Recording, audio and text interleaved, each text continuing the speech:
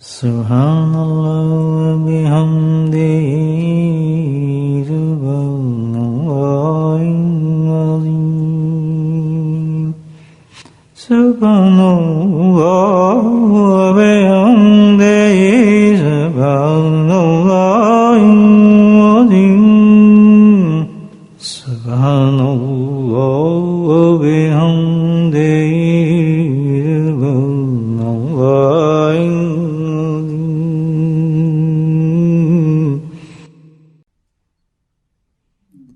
مراقبہ فرمائیں، دل کی طرف توجہ فرمائیں۔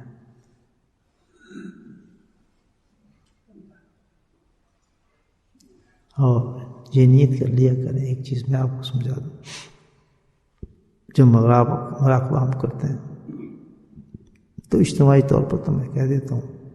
دل کی زبان سے بھی کہتا ہوں کبھی مساوی، لیکن حضرت کا یہ حکم تھا کہ جس وقت خارجانہ ختم کر لیں تو پھر یہ ضرور کہیں، دل میں آپ لوگ یہ ضرور کہا کریں کہ اللہ تعالیٰ جتنی کلمات ہم نے پڑھے ہیں ان تمام کا ایصال ثواب خواجگان نقش بند کی روح کو بخش دے، یعنی اس کا ثواب ضرور پہنچا دیں ان کو۔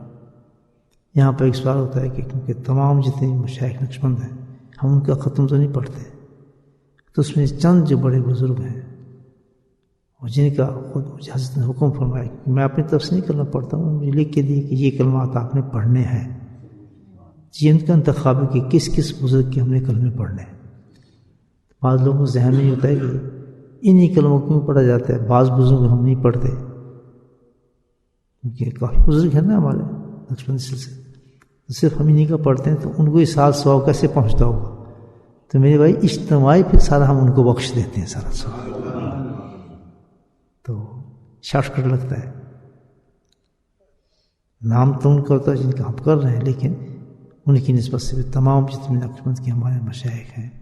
حضرت تک، ہمارے حضرت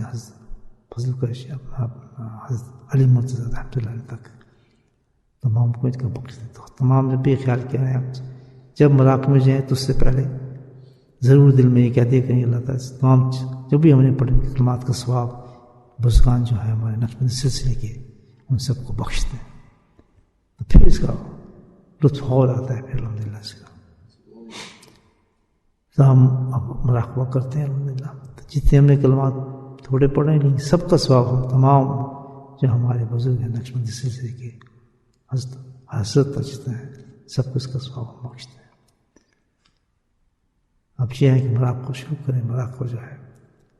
دل کی طرف ہے، اپنی توجہ مکمل طور پر دل کی طرف موصول فرمائیں، خیالات سے دل کو خالی کریں، زبان کو تالو سے لگائیں، زبان کو کوئی تعلق نہیں، اور پھر دل کی طرف مکمل توجہ فرما کر اللہ کی طرف توجہ رکھیں، اس کے نام کو ہمیں ذکر کرنا ہے، اور پھر جب اللہ کی طرف توجہ ہو اس کے تمام کمالات اور صفات کی طرف دھیان ہو کہ یہ وہ ذات ہے جو تمام